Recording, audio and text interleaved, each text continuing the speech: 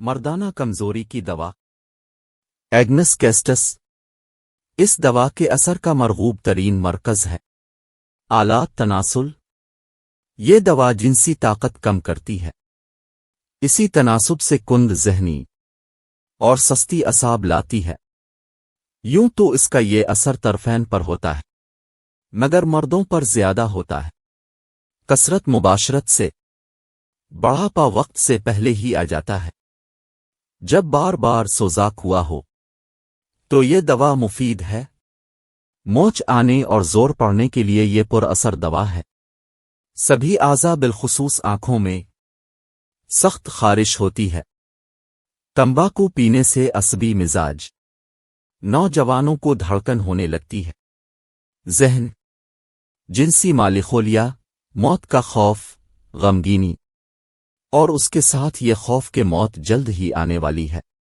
بے خودی بھولنے والا، پست ہمت، بدبو کا وہم جیسے مچھلی اور مشک کی بو پریشان کرتی ہے، حالانکہ یہ چیزیں اس کے پاس نہیں ہوتی۔ عصبی ماندگی، مستقبل کے بارے میں فکر مند، جیسے کوئی مصیبت نازل ہونے والی ہے۔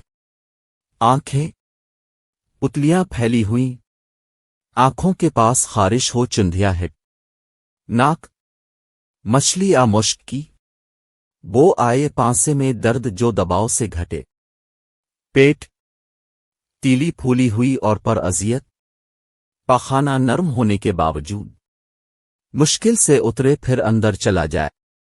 مقعد میں گہرا شقاق، متلی اور یہ محسوس ہو کہ انتڑیوں نیچے کے رخ دب رہی ہیں، انہیں سہارا دینا چاہیے۔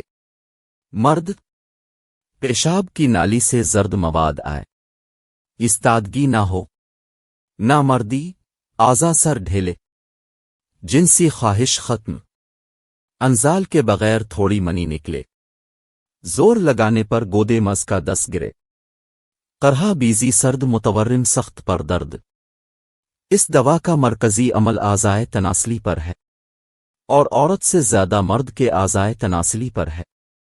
مرد میں جنسی کمزوری کثرت جماع اور سوزاک کے بعد پیدا ہوتی ہے۔ مکمل نامردی، اعضائے تناسلی پلپلے اور لٹکے ہوئے، سرد اور مزاج یخ بستہ، یعنی خواہش مفقود، اور مریض قبل از وقت بوڑھا معلوم ہوتا ہے۔ جس قدر قوت مردی کمزور ہوتی ہے، اسی نسبت سے قوت حافظہ کمزور ہو جاتی ہے۔